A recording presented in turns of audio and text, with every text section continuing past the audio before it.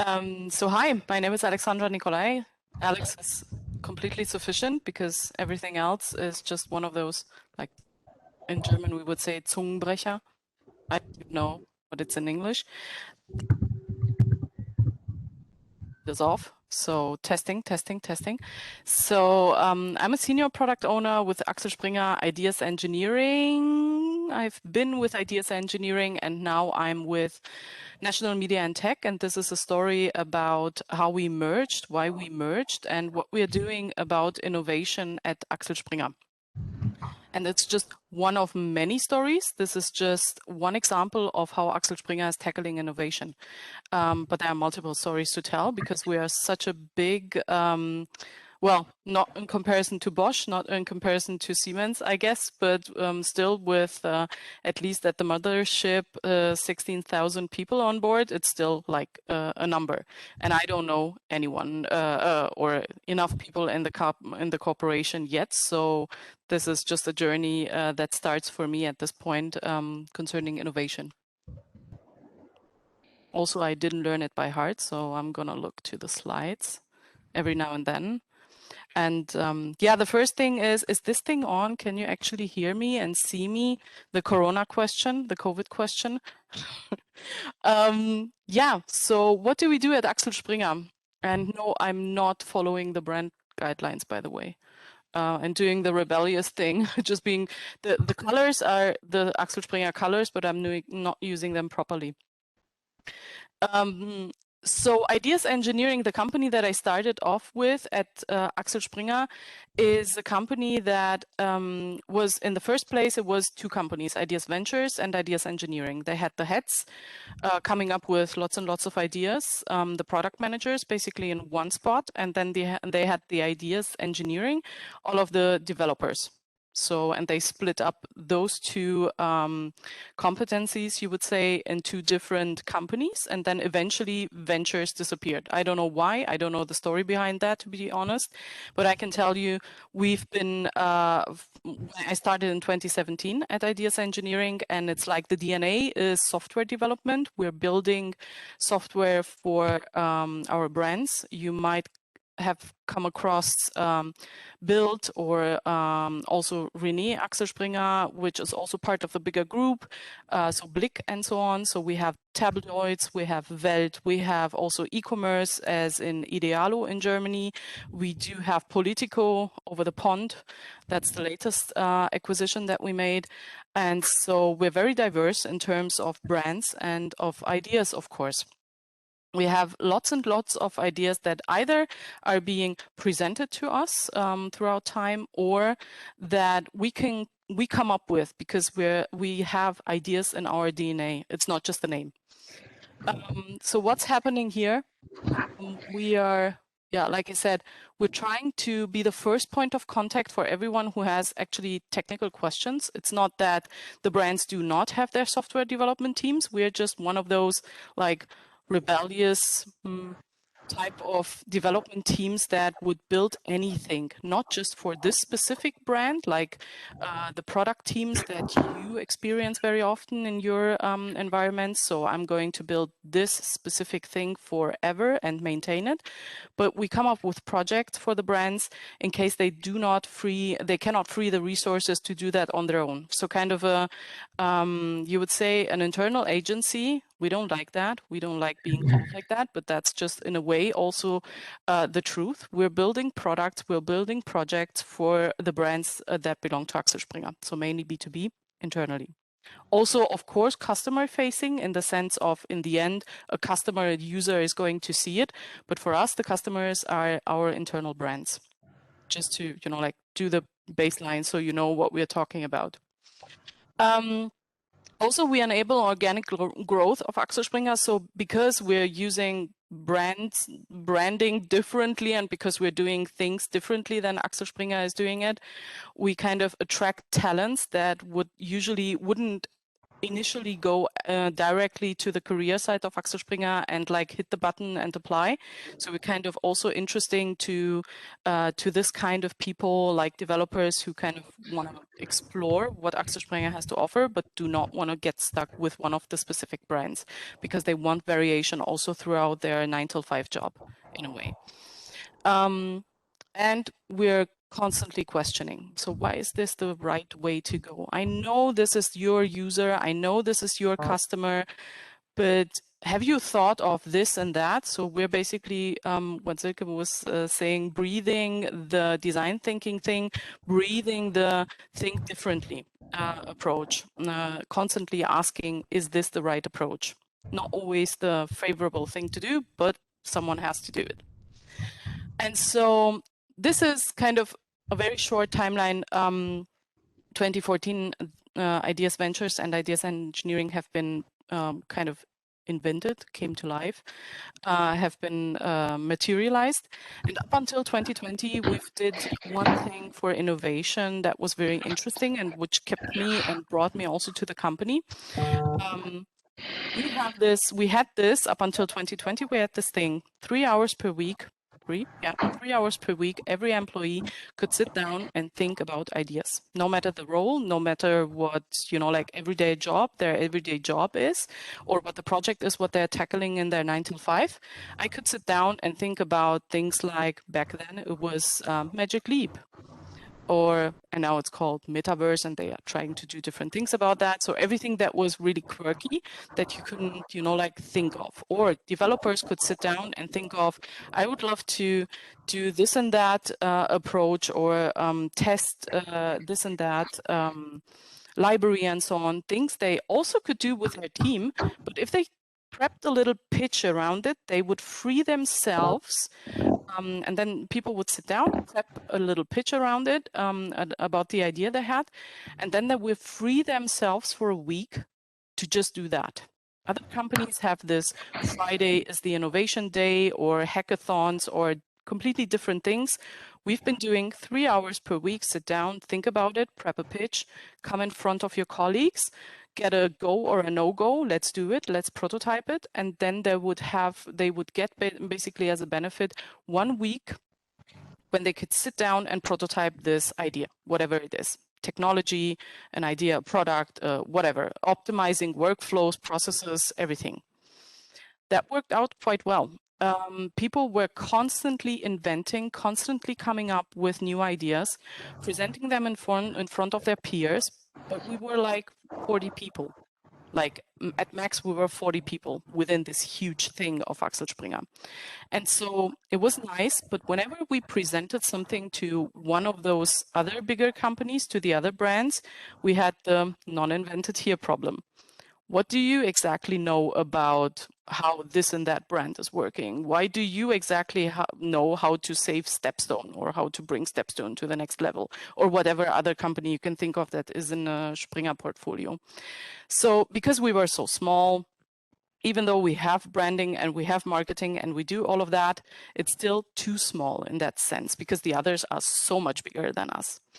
And so eventually we kind of proactively started inviting the people, come over, listen to the pitches. You might be surprised that people really have good ideas about your business cases, about your business development for the future. Some showed up and started asking questions that were, they are allowed to ask questions, of course, questions of understanding, to question the idea. But it was so destructive in a way, because they always wanted exactly to know, what's the margin, what's this, what's that. And we were like constantly coming up with new things, not necessarily exactly know what the outcome in the long run will be, because we're just like coming up with new things, ideating, brainstorming, and so on. And so the answer didn't kind of made them happy in a way, so they kind of went away. Okay, so that didn't work. It doesn't work this way. We had to reinvent ourselves in that regard. By that time, I kind of we had this people and culture program, and I signed up for it and went to Silicon Valley, asking the bigger companies like Google, Facebook, and whatever you can think of, how do you guys go from prototyping, because we know prototyping, we can do that. We're really good at that because we have this DNA of software development within the company. How do you do that? How do you get from prototype to product? What is your basically formula?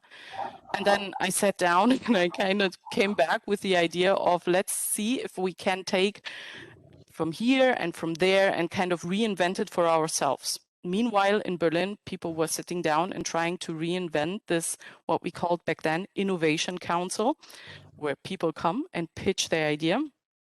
And so they came up with a framework that has been then opened up to the whole corporation. Everyone was invited. Marketing would then tackle all of them at Axel Springer, not just this group, that group, this brand, this specific business development team or whatever. We would kind of scream out into the company and say, we have this new thing. Who has ideas? Come over, tell us. And I'm going to tell you in a bit, because we've been doing that now for 1.5 years, and we're booked out up until September, August. This is something that goes very, very well. We do have a few learnings, and I'm going to rush you through it a bit.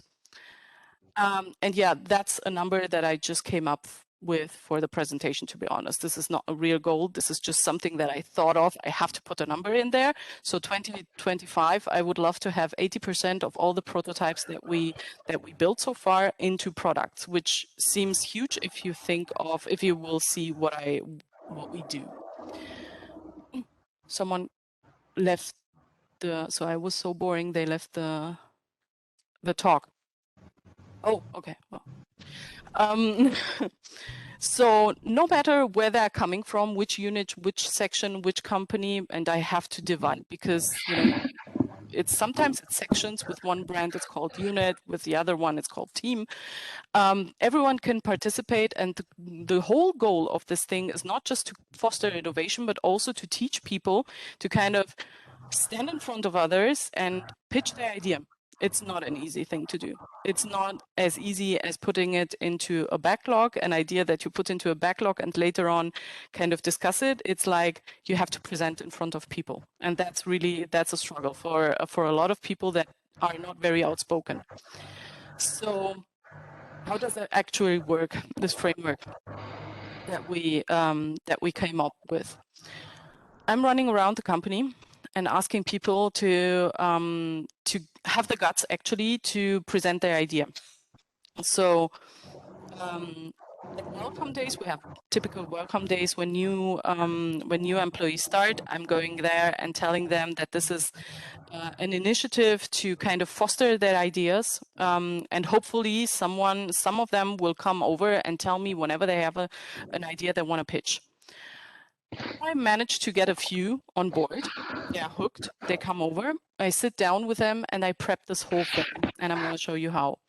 Because leaving them alone with just an idea is not enough. They are not going to pitch it eventually, probably. If it's not a very extrovert person, they are not going to do it. After we did that and we kind of leveled what they understand, like in building a table, that's not the same thing as in your mind. And in your mind, building a table can look completely different in everyone's head. And after we kind of sat down and understood what the table is and what it's supposed to do in the end, we asked them to prepare a pitch and to present it in front of the Ideation Council, which consists of 7 disciplines. We have development on board, UX, data, the board. One of the board members is participating, and they listen in, and 2 or 3 other disciplines, and they listen in, they sit down, they take time. Every pitch gets the chance to talk for 20 minutes. I tell them, keep it as short as possible, because you want people to give you feedback on whatever you're doing, because if you're talking 20 minutes, you don't get any chance to receive feedback. And then they get a grading in between 1 and 10. And if they get 70 points, then yay, because, maximum point number.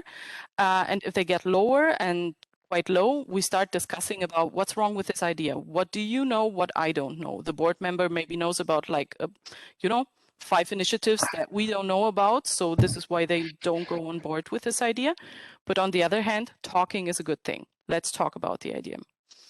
And when they're done and they get a go within this council, we sit down and we have a team that is a dedicated team sitting down building this thing. And by building, I don't, in your heads, it's probably the product, the MVP, the POC, I can see it literally. Or figuratively, actually, not literally. And by the end, they get 1 month with this team, no matter whatever time they can spend. So some will be on board every day with every meeting, with every daily, with every, like sync. Others will say, sorry, my role is, I cannot be every day here, but let's do syncs every now and then. And we have 2 developers that are in this team, 2 innovation engineers. We have a product owner, and they sit down and build a prototype within a month. And this prototype is not just for the sake of building prototypes. This prototype is then being tested. And by tested, I mean going out there and actually talk to people and see what you can do about it.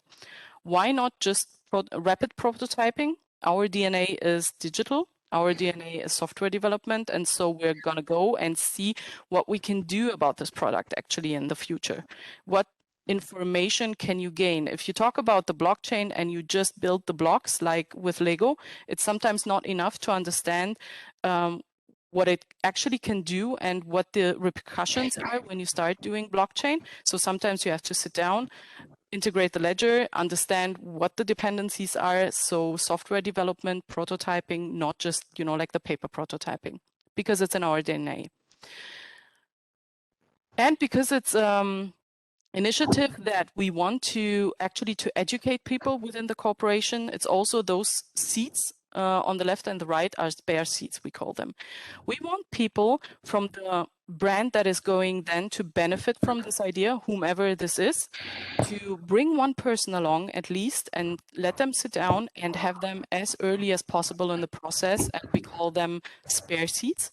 It can be design, it can be development, it can be data, whomever, except for the product people. It's not that we don't welcome them, but we need one person to kind of own the whole thing, and this is our product owner. And if they give input and kind of try to get on board with the whole thing, we cannot do like constantly changing the product owner of this team. This is not going to work. But other than that, every role is very welcome, and also product owners can shadow and be whenever they want with us and see what we're doing over there. The other seat is for obviously the person who had the idea, because my credo, my role is wrong, but what I'm sure of is that the owner of the idea, the person that had the idea, has to follow through with the process if they want to. Some would just give you the idea and just leave me alone. I don't want to, like I told you, and now it's fine. And others want to be the CEO of their idea. And they are not necessarily product people. So you have to also bring them on board, teach them how this works, kind of facilitate how they can get to the next level with their idea, and eventually, if they want to, even build a startup out of it within the company. So, and this motivates people to come, hopefully, to come back and back again with new ideas, because the first idea is never the best one. It's like if you constantly educate them in this matter, they will get better in pitching. They will kind of be more self-secure, and like pitching in front of the board out of the blue, a thing that you don't know is going to be. That's a thing you wouldn't believe how hard it is to convince people, even though it's good ideas. And the first one that came along in January 2020, in the midst of Corona, basically, we started doing that, was Vincent, and he proposed something that was very new then for the journalistic field, if you want, like that. He came with an idea to build up a TikTok account for news. And you would say, oh, well, TikTok is for dances. Yes, it is. But why not also for the news? Because if you have to focus on delivering the news and this new target audience, the 14-year-olds and the 30-year-olds and everyone that is on TikTok will listen to you and not swipe away instantly, then eventually you would kind of blow up your target group for the future then in the end. And so we did that, and we built within a month, we built a TikTok account with what was it back then? in the beginning, it was after 1 month, I then stood in front of the camera and I told the news and I presented the news, and I'm not a person doing that usually, but we had to kind of do the thing. And we came up with like 65,000 users or so, or followers within the first month. And that was just huge. I mean, out of the blue, not anyone. This is a new brand. We kind of came up with a name, News Review. Let's see what happens. Who watches that? Like in this area and in this range. Someone joined. I'm taking it positively. So what do they have to do in order to get in front of the Ideation Council? When I came back from Silicon Valley, I had this this framework that Amazon proposed in the questionnaire that employees at Amazon have to go through if they want to pitch an idea. And it's actually quite nice because we're an editorial house, in, you know, like DNA wise. At Axel Springer, we're an editorial house, and so they have to write a short press release about what the idea is all about. So it's kind of already the requirements engineering of what the table is going to be, what you can use it for, how much it might even cost to produce, and, you know, like in the end, hopefully to resell it or like to repurpose it for whatever it's going to work then in the end. You're doing that and you're reading it, and still it's not the same table in my mind as in her or in his mind. And then we sit down and have a little more context. We sit down and we do an interview. Amazon calls it also the FAQ questions, and every FAQ catalog is tailored to the idea that is presented then in the press release. So it's not the same standard of questions. I have one standard question around data privacy, because this is kind of, with everything that is digital nowadays, you have to ask the question, is it in any way invading the Digital Privacy Act and so on? And then after that, we bring the team along, we bring the ideator along, we call them ideators. We sit together with them, and when we believe we understood and we have the same understanding of what there is to be built, they prepare a pitch. Let me show you how we came up for them to do the pitch. I call them the 4 eyes. It's not my invention. I found it on Google, but it's very simple. What's the inspiration to build this table? Well, the chair alone doesn't work for me. You give them already a framework how to pitch. Why is this table a good idea? I did this and that research, and that's basically the information that they have already at hand. What's the impediment? Do we have tables? Yeah, we do have to. Why do we need another table? What's the reason behind that? What is the impediment why we don't have that table already, or any other table that you think is worth then pitching? And in the end, what's the impact then for Axel Springer building this table? Will we write press releases? Will we use it for the journalists? Is Stepstone going to put people working on them? Is it the WeWork thing? What is it for? What's the impact in the end? And you can put that either in 1 sentence, or in 3 minutes, or in, PhD. That's the amount of words that you can squeeze into those 4 eyes. I prefer not just the 1 sentence because it's way too short, but giving a little bit more context. So what I tell them is prep a pitch following those 4 eyes in between like 3 and 5 minutes. And the rest of the time, the rest of the 15 minutes, try to look into their faces if they understood what you're trying to convey with your message.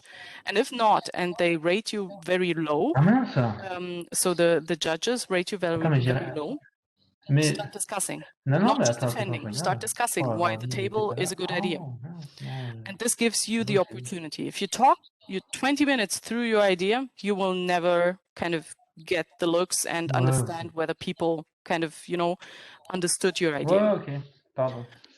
That works very well. I wouldn't believe so, but it does. And it was a very spontaneous thing to do. We tested that though, and it works. Thank you very much. So what's next?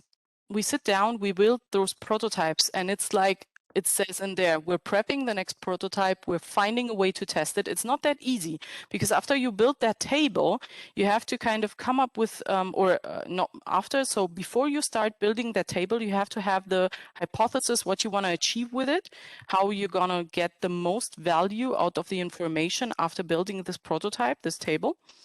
And what do you actually want to know from your testers in the end, or from the from the people actually testing? So this is something that is, if you take just 1 month to build this thing in total with testing, is very sensitive, because you have to ask the right questions, and you also have to kind of pivot after 1 week if you realize that it's not working yet, and we're not getting enough information from the table people. And then strip, because the stripping is when you sit down and you tell someone that isn't in software development, that you're not building a product, an MVP.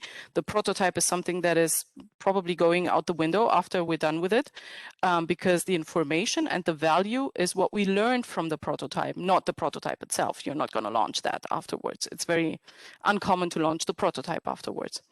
And so stripping, and a lot of expectation management on all sides: the ideator, the team, the product owner itself, the company that you're trying to set, always and permanently expectation management.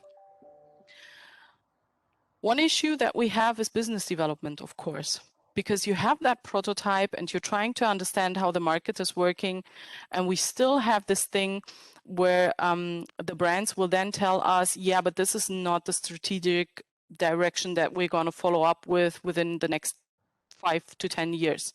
If they tell you that, if they know already about that. Other than that, it's just like a surprise to them what you're coming up with, or what the ideator is coming up with. So business development is an issue around this this framework. This is one of the big goals that we have to tackle, and bringing people along from the brands to kind of combat the not invented here idea. So what we do is we call them ambassadors. Bring them along whenever you have an idea, kind of bring the person that will benefit in the end along, and make him or her your ally, this brand your ally, because other than that, it's not going to work. We know that. And then next. Sounds weird, but next. Kind of get rid of your darlings, kill your darlings, and in the end, go to the next idea. Because if it's a good idea, and if it's something that will then stick to the brand, and the brand is going to fall in love with it, you still have to go to the next one. We're not the product people building then for this brand, this specific team, I mean. So kill it for you and this team, or for us and this team, we kill it and then go to the next thing. But of course, we consult, we give them advices, we tell them about their learnings all the time. So we're not just dropping it, but we're kind of educating them on what we learned this month. And they come back and ask us. Du niveau de spec en absorption des études vite E, ça fait un change request. C'est toi qui l'as fait ou Our big learnings, no, and some examples, sorry. Like I said, we built this. C'est passé, tu leur as dit oui, on change de 50 à 40, it was 75 after the second test. It was 46 in the beginning. So this is a screenshot. After 1 month of doing news review, what we call news review on TikTok, we had 46 K followers, which is already, for us, it was impressive enough. We weren't expecting such a number. We weren't sure what we can expect. And then we did a second test because we didn't believe we can scale it. So, oops. Yeah, no, you're good. I was just surprised. So this is something that now takes off with one of our brands. So the colleague that had the idea, the ideator, moved from one department to another department or section, and still works on this idea. I kind of, I don't want to call it yet a product, because it's not, like in the sense of having the ROI and everything, but it's something that we follow through with, and you will see that something that is worth exploring if you kind of start experimenting further about it. Another idea was we had this colleague from so also what is also interesting about this framework is I do have colleagues from a brand like, let's say, Media Impact, very focused on advertisement and everything, and they do have ideas for other brands from the portfolio. You don't have to stick like within your universe of the product team. Everyone can pitch for everything. So because I'm a very, for instance, design-oriented person, I will always have ideas about the front end, even though about the front end specific things.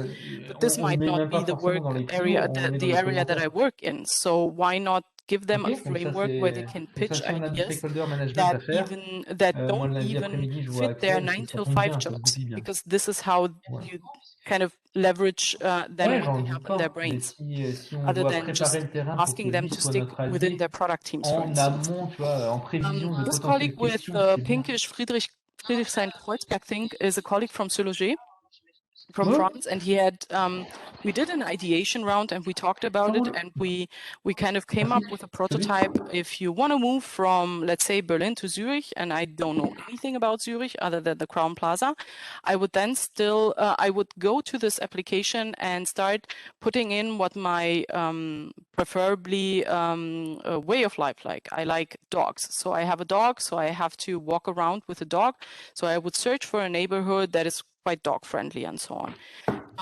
More an empathetic approach and an emotional approach to searching for real estate, rather than just like the numbers of the square meters and what the what I will pay then for the rent and so on. So an emotional approach to ask people to gamify with us into this whole real estate adventure, to find a new flat in a new city that they don't know anything about, and the neighborhoods.